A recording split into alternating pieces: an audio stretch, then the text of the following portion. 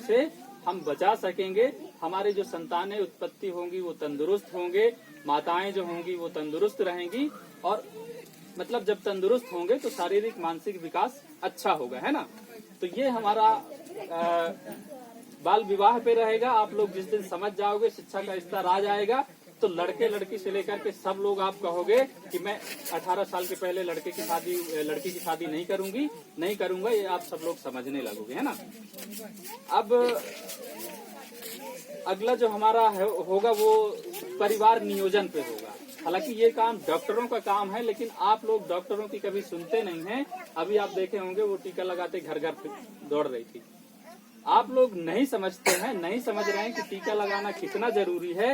इसलिए डॉक्टरों ने समझा कि हमें खुद जाना चाहिए। बड़े घरों में देख लीजिए, खुद जाके हॉस्पिटल में टीका लगवाते हैं, सबको पता है, क्योंकि उन्हें पता है कि अगर गर्भवती माँ और 9 महीने के बच्चे को जो उचित टीके हैं अगर वो नहीं लगेंगे तो बच्चा आगे बड़ा हो नहीं पाएगा। अगर बड़ा होगा तो हमेशा कमजोर रहेगा। जैसे ये टिटनेस हो गया, और ये क्या बोलते हैं जो सांस जिसमें चलती है ज्यादा, कौन सी बीमारी है, खसरा, निमोनिया, ऐसी बीमारियां, ऐसी खतरनाक बीमारियां जो हैं, अगर समय पे टीका नहीं लगता है गर्भवती अवस्था से लेकर के उनके 9 महीने या 1.5 साल होने तक, तो ये बच्चे ऐसी बीमारियों को कभी झेल नहीं पाएंगे।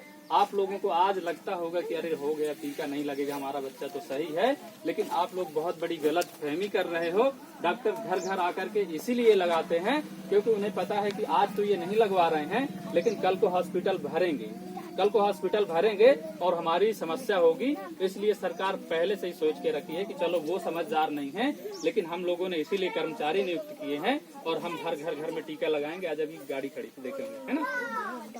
तो कुल मिलाकर के ये है कि अपनी जिम्मेदारी किसी दूसरे के ऊपर नहीं थोपना चाहिए।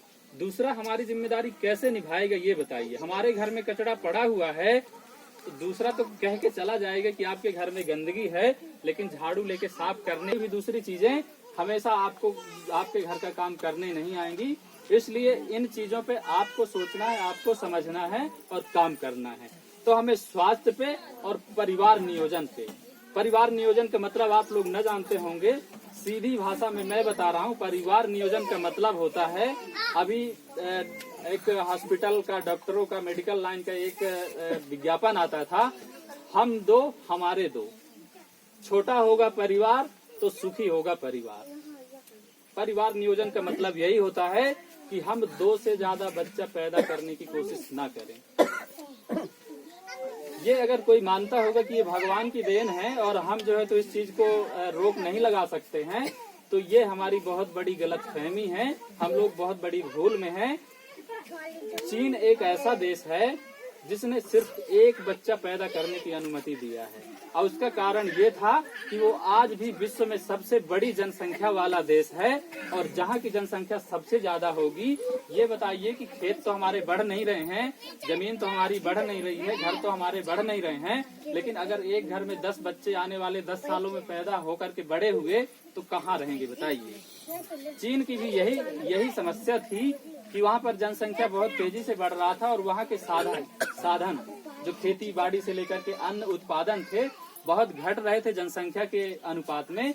इसलिए सरकार ने प्रतिबंध लगाया कि अब वहाँ पर एक ही बच्चा पैदा होगा, और आज की स्थिति वहाँ की स्थिर हो गई है। एक परिवार में सिर्फ 3 लोग हैं, 2 माँ बाप और 1 लड़का। और आज वहाँ की आर्थिक स्थिति देखिए कि आप लोग घर घर में मोबाइल यूज कर रहे हैं, कहते हैं कि चाइना मोबाइल है। कहाँ से बन के आता है? चीन से बन के आता है। मतलब वो इतना विकसित देश हो गया कि जिस देश में खाने के लिए पूछता नहीं था, आज वो वहाँ से चीजें बना करके हमारे देश में भेज रहा है। बहुत सारी चीजें, हम जूता मोजा से लेकर के सुई से लेकर के चीन की बनाई हुई चीजें यहाँ पे उपयोग कर रहे हैं। तो अगर हम लोग भी इस दिशा में कोशिश करें कि हमारे घर में कम बच्चे हों, कम से कम 2 बच्चे हों, तो हम उन्हें ज्यादा से ज्यादा पढ़ा लेंगे, उनके परवरिश कर लेंगे, उनके कपड़े लत्ते की, उनकी दवाई दर्पण की, ये सारी व्यवस्था शायद हम कर पाएंगे। हम जितना भी कमाते होंगे, जितना भी कमा सकते हैं, उनमें 2 बच्चों की तो हम देखभाल अच्छे से कर सकते हैं। इस चीज को आप लोग महसूस करिएगा, जो नई पीढ़ी है वो लोग महसूस करेगी कि मतलब अगर हम 2 बच्चे रखेंगे तो हम किस तरह से उनका पालन पोषण कर लेंगे। क्योंकि हम हमारे बड़े लोग जो हमारे पिता लोगों के उम्र के थे वो तो कभी जानते ही नहीं थे कि परिवार नियोजन नाम की कोई चीज होती है। वो तो कहते कि भगवान की देन है और भगवान की देन पे हम कोई रोक नहीं लगा सकते हैं। तो अगर आप लोगों को लगता है कि अगर हम सुखी संपन्न और स्वस्थ रहना चाहते हैं तो हमें इस चीज पे भी ध्यान देना चाहिए, है ना। तो इस बात पे आप ध्यान दीजिएगा। कभी किसी को लगे कि अगर गलत मैं बोल रहा हूँ, कमलेश अगर गलत बात बता रहा है तो मुझे जरूर आप सलाह दे सकते हैं, मैं उस पर चर्चा कर लूंगा, ठीक है ना। और दूसरी बात है, आजकल जो हमारी सामाजिक एकता,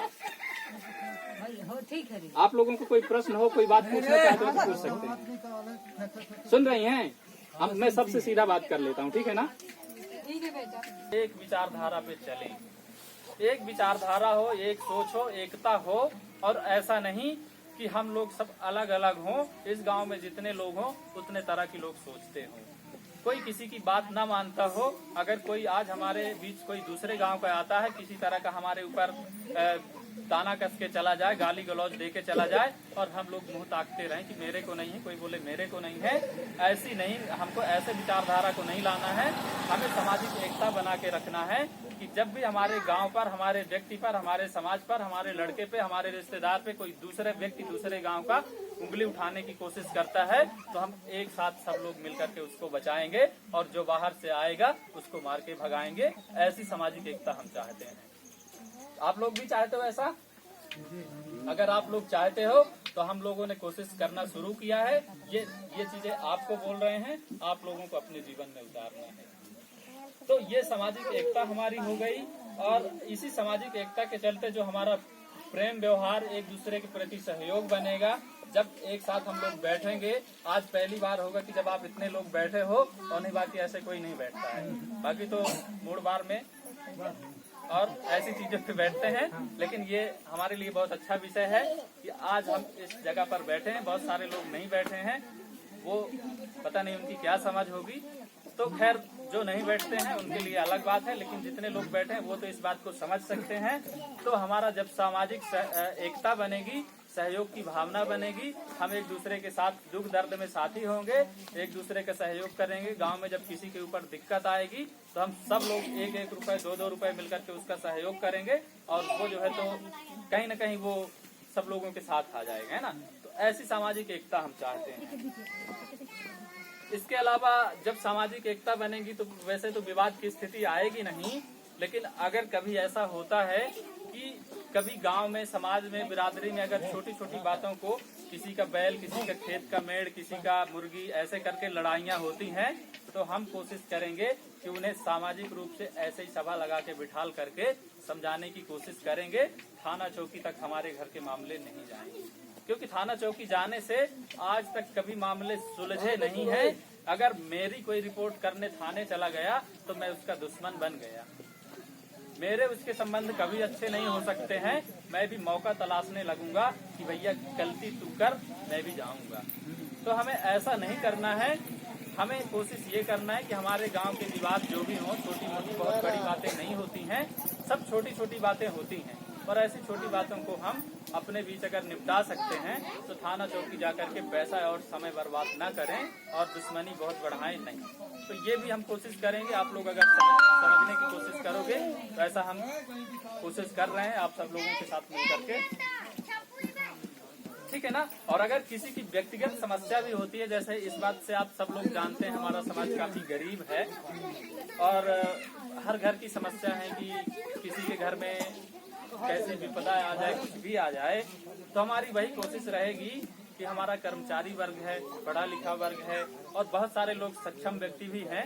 ऐसा नहीं है कि हर कोई आज खाने को मोहताज है, हालांकि बहुत बड़ा भाग हमारा ऐसा भी है कि खाने को मोहताज है, जब कुआं खोदते हैं तभी पानी पीते हैं। लेकिन फिर भी ऐसा नहीं है। कहते हैं कि 7 जन की लाठी 1 जन का बोझ होता है। तो हम यही कोशिश करेंगे कि जब कोई एक व्यक्ति कहीं अकेला परेशान होगा तो हम सब लोग उसका सहयोग करेंगे, जिस तरह से भी हम कर सकेंगे, आर्थिक रूप से, सामाजिक रूप से या अन्य जो भी हमारा सहयोग होगा, हम कोशिश करेंगे कि हमारे समाज का कोई भी